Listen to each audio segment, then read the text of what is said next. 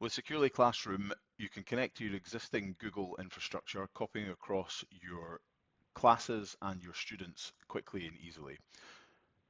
For teachers, all they have to do is go to the Securely website, click Login, and connect to Securely Classroom. This will take them directly into the Securely Classroom interface and show them the available classes that they can start or join if they're a member of. If they have any active sessions, they'll be listed here and they'll be able to join those sessions by clicking on the class. The teachers can either search for the class that they're interested in, or they can find it in the list of classes. We're going to use the Great Lakes Math class here and start the class.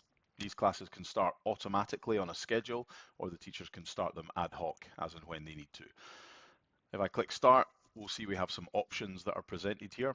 We can choose when the session ends at a specific time or after a certain number of minutes. We can limit the number of tabs that the students have open in the class to make sure that we can help them concentrate on the task at hand. We can implement a blocking plan or a site lock collection if we want to, again, focus the students on a specific set of websites, for example, in a test situation. We can also close all of their open tabs when we start the class, allow them to raise their hand and initiate a chat with the teacher, and play a chat alert sound if we wish for the students. If any of your students are not in class today, you can remove them from the class simply by clicking next to their name. Then the teacher will start the session, or as I mentioned, the session may start automatically at the time that's been scheduled. We're starting it at this point by clicking the start button, and what we'll see straight away is what is visible on the students' screens. So we understand exactly what the students are doing, what websites they're on and accessing, and making sure that they're busy at the task that they've been set by the teachers. The teachers have a number of different options available to them here so that they can interact with the class and make sure that the students have all the information and resources that they need. Firstly, they can use this button here to lock the screen. They can modify the message here. Standard, it will say the teacher locked your screen, and we can lock them down with a timer so that the lock will automatically release after a set number of minutes. We can send content to the student screens. So you've got two options here. You've got the push URL section where you can pull content from Google Classroom, or you can manually enter the websites that you want to send them. You can just type the website in here or use the list in the URLs list, or you can use your web links collections that you have curated. We can also use the site lock option here where, again, like on the push URL, we send them content either from Google Classroom manually or from the web links, but this will lock the students to those sites until the teacher either manually releases or they automatically release after the time that's been set by the teacher here. They're also able to share their screen with the students. Clicking this button here will open up the option to share the screen and let the teacher lead the lesson with their video and audio. And we can also send announcements to the students if we need to. Any kind of message that you want to deliver to the whole class. For example, 5 minutes to go, keep working. We can put that in here. And when we send that, all of the students will receive a notification on their screen so that we know that that message has been delivered.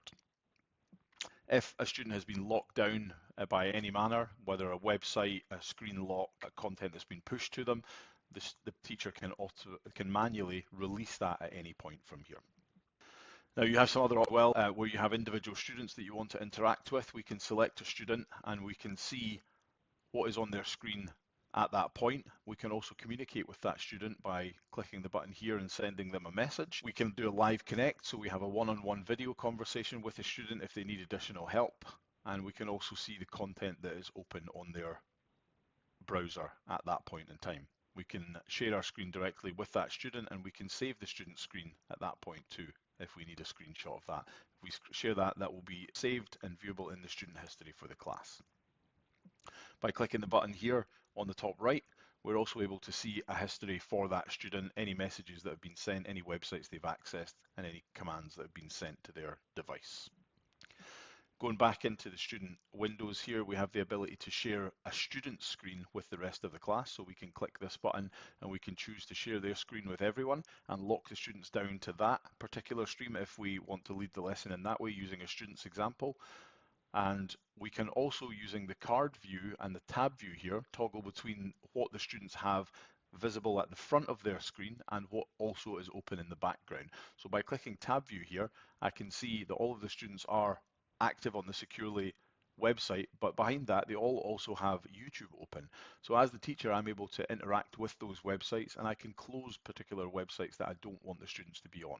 I could message them and ask them to do that themselves, or I can just come in here and close them. I can also choose to block those websites and add them to the blocking plan for that particular lesson if we have a block plan implemented. When the class is finished, either naturally or when the teacher ends the lesson, you'll be given the option to add additional time onto it or to stop the class manually here. When that happens, you'll also be presented with a session history of that class. And in that session history, you'll see all of the websites that were accessed, all of the students that were active in the class, any announcements that were sent to the students, any chats you had with a student, and any live connects that were active there today as well.